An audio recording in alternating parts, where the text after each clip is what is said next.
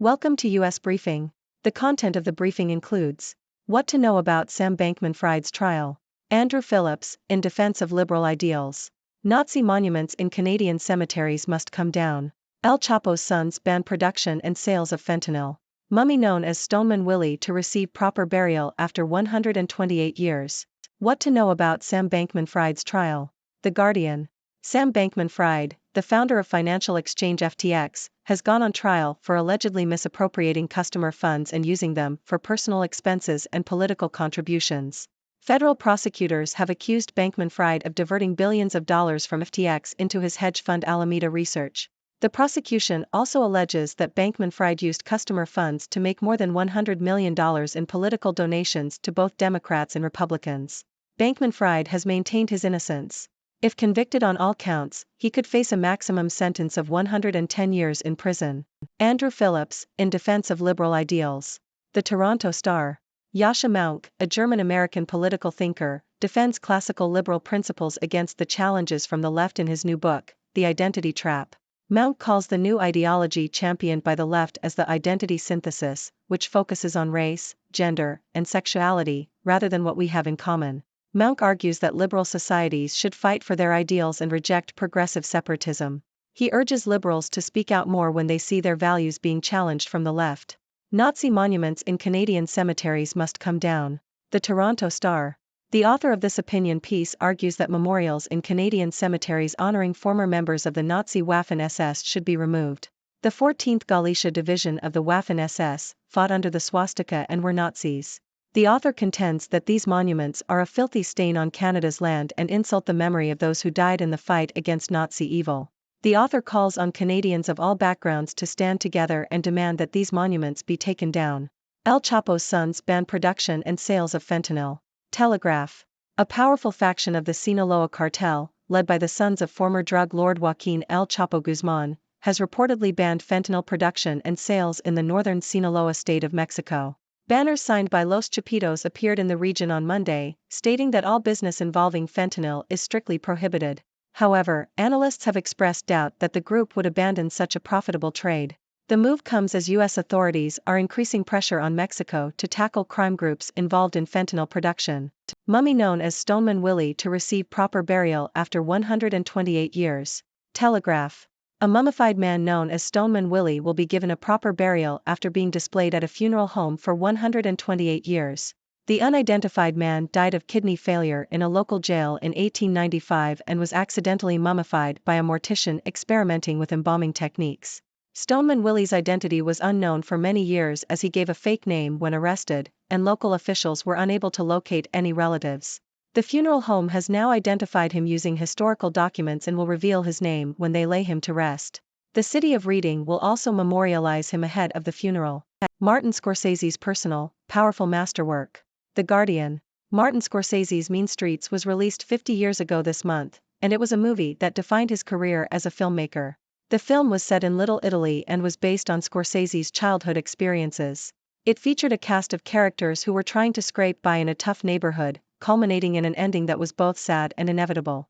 Scorsese would go on to make many great films, but Mean Streets is one that is particularly close to his heart. It was a movie that he made when he thought he would never get another chance to make a film, and it shows. The film is filled with memorable moments, from the opening scene where a man is shot in the back, to the ending where the main character's best friend is killed. Scorsese would go on to make many more films, but Mean Streets remains one of his finest achievements. The once sleepy Cotswolds town that's becoming Notting Hill on the Wolds. Telegraph. Charlbury, a small town in the Cotswolds, is becoming a popular destination for foodies and creatives.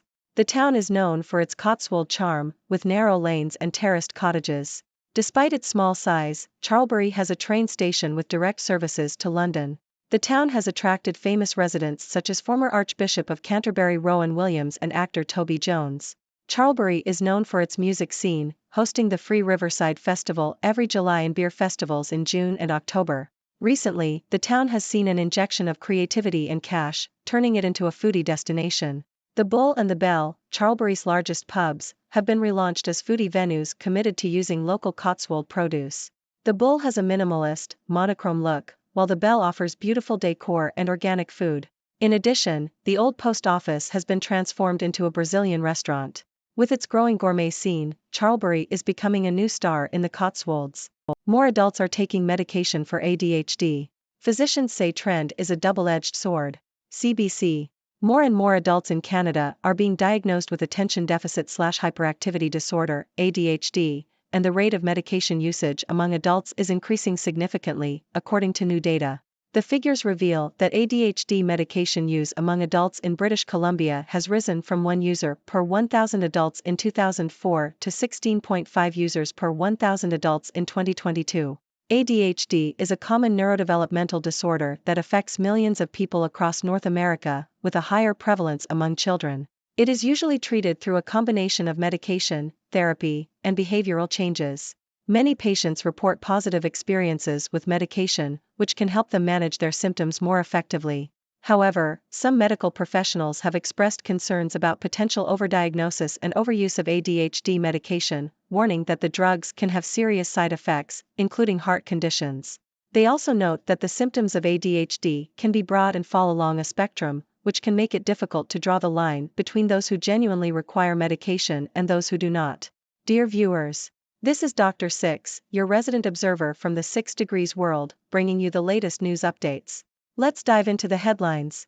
First up, we have Sam Bankman-Fried, the founder of FTX, who is facing trial for allegedly misappropriating customer funds. If convicted, he could be looking at a maximum sentence of 110 years in prison. Talk about a high-stakes game. I guess we'll have to wait and see how this trial unfolds. Next, we have Yasha Mounk defending classical liberal principles in his new book. He argues against the identity synthesis ideology championed by the left and calls for liberals to speak out more when their values are challenged. It's a battle of ideas, folks. Moving on, an author in Canada is calling for the removal of Nazi monuments in cemeteries. They argue that these memorials are an insult to those who fought against Nazi evil. It's a contentious issue, but it seems like the author wants to wipe away this filthy stain on Canada's land. In Mexico, the sons of Joaquín El Chapo Guzmán have reportedly banned fentanyl production and sales in their territory. It's a surprising move considering how profitable the fentanyl trade is, but perhaps the pressure from U.S. authorities is starting to make an impact. The drug war continues. In a lighter news story, a mummified man known as Stoneman Willie will finally receive a proper burial after 128 years. Stoneman Willie's identity was a mystery for many years, but now the funeral home has uncovered his name and will lay him to rest. It's never too late for a dignified farewell. Martin Scorsese's classic film Mean Streets is celebrating its 50th anniversary this month. It's a movie that defined Scorsese's career and is close to his heart. From memorable scenes to a sad and inevitable ending, Mean Streets remains one of Scorsese's finest achievements. Cheers to 50 years of cinematic brilliance. Shifting gears, let's talk about Charlbury, a small town in the Cotswolds that's becoming a foodie and creative hotspot.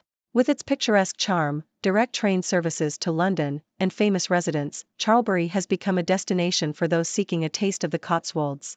The town's pubs have been revamped into foodie venues, and even the old post office has transformed into a Brazilian restaurant. It looks like Charlbury is shining bright in the culinary world. Lastly, more adults in Canada are being diagnosed with ADHD, and the use of medication for the disorder is on the rise. While many patients report positive experiences, some medical professionals have expressed concerns about overdiagnosis and overuse of medication. It's a double-edged sword, folks. And there you have it, a roundup of the latest news. Now it's time to hear from you, my clever and curious viewers. What are your thoughts on these stories? Do you have any burning questions for me? Let's open up the discussion. What are your thoughts? Thank you for tuning in. The content above showcases the latest briefing reports and analytical synopses, thoughtfully curated by the 6Do team. These insights stem from a wide array of reputable media outlets, think tanks, government sources, and specialized experts worldwide. We encourage you to explore these sources for a comprehensive perspective. Keep in mind that while the content may not always align with the official standpoint of 6Do Brief, it's not meant to be taken as absolute directives for decision-making. Comprising seasoned media professionals, learned scholars, and accomplished scientists, the 6Do team embodies a trailblazing, fully independent media entity. To customize 6Do Brief to meet your professional needs, you have the option to subscribe to a diverse array of briefings on our website, 6dobrief.com. Regardless of your location, you can conveniently receive 6Do Brief via email.